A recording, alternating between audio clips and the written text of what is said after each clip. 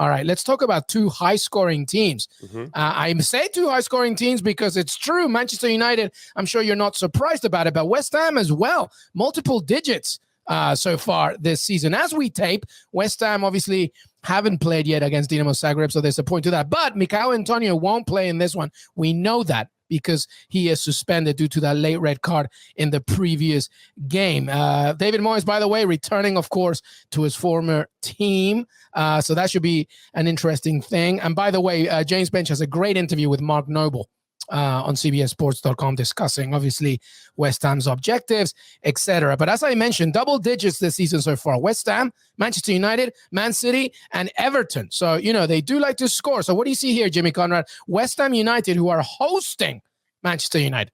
Yeah, this is a good game. I'm really looking forward to it for a lot of reasons. One, I got to think that Sir David Moyes, as I like to call him, would like to win this one, since I feel like he got a raw deal as United manager, even though he wasn't the right man for the job anyway. But still, it probably feels they wanted sweet. him to fail from day one. Well, I think Sir Alex Ferguson did. I don't think he wanted somebody to come in and be better than him, right? I think it was just going to be so hard to take over after whoever it was. Yeah, right? for sure. For Jesus who'd come in there and be like, listen, I know you can walk on water, but I don't know.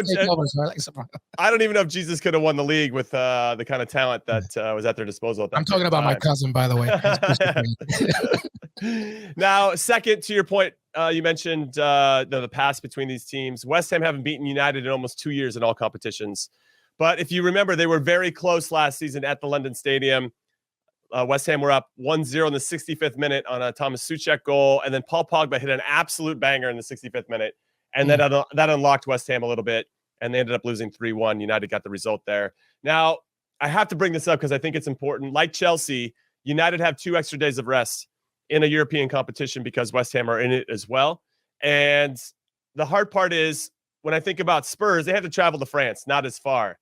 Now, West Ham have to travel all the way to Croatia to take on Dinamo Zagreb, and I think that does come into play a little bit. Yeah, it's significant. Absolutely. So that's interesting. As you mentioned before, no Michail Antonio, who got a red card in West Ham's 0-0 draw with Southampton. Dude might be arguably the hottest player in the league, 4 goals and 3 assists, so that's a big loss for them. Got to throw this in as well, because Ole Gunnar, if you like him, don't like him as manager of Manchester United, he does know how to win away from home, unless it's against young boys in the Champions League. United are undefeated in the Premier League in their last 28 games, which is insane. And they also, and I have to mention this, to get West Ham in back-to-back games. They play them this weekend. They play them again midweek in the League Cup. And that game is at Old Trafford. So we'll see if there's some strategy being played. Like, are we going to roll out? Michail Antonio will be able to play the League Cup game, so I guess that will obviously change West Ham's dynamic going forward. And then from a United perspective, I wanted to have a bit of a conversation with you, because we've seen, because they're trying to go to a single pivot so Paul Pogba could be in the midfield a little bit more and go forward. And obviously it's turned out great. He's got 7 assists in 4 games, which is ridiculous. But who's going to be that other player? We've seen Matic, we've seen Fred, we've seen Van de Beek. Is it McTominay's turn? Assuming he's healthy, if he's going to get a run out there. I think they have to figure out what that best 11 is. And that's, I think, the big question for Ole Gunnar moving forward. And then Jadon Sancho, pretty ineffective so far. And obviously they paid a crap ton of money for this guy. And I knew that when they bought him, I don't think they thought Ronaldo was coming in. So that probably changed a few of the equations and how they were going to attack.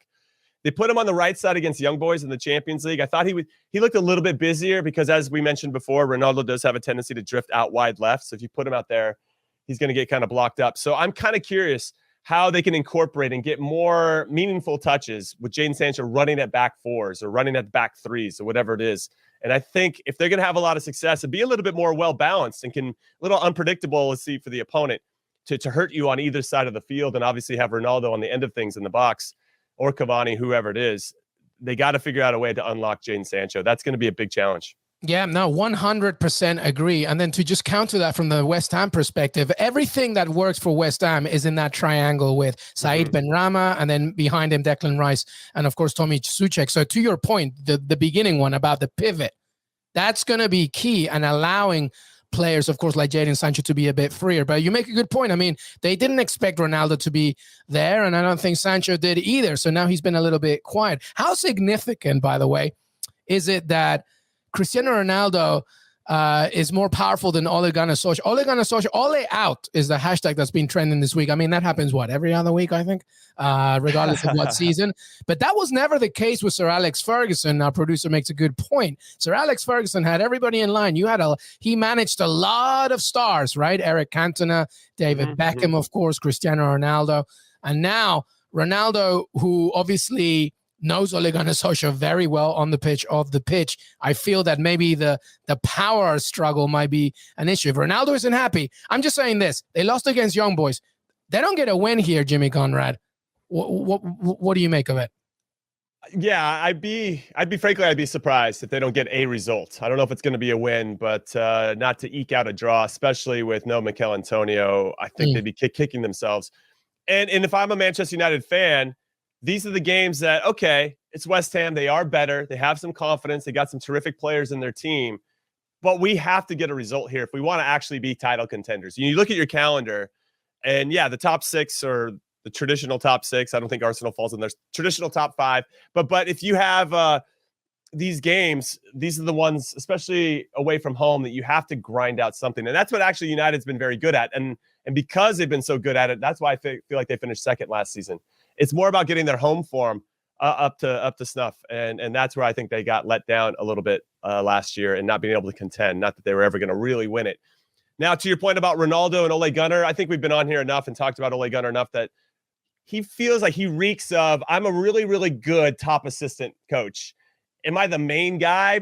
Probably not. He would have been amazing as the right-hand man for Sir Alex, but that's making those hard decisions, solving problems, sometimes in-game problems is where I think he struggles a bit.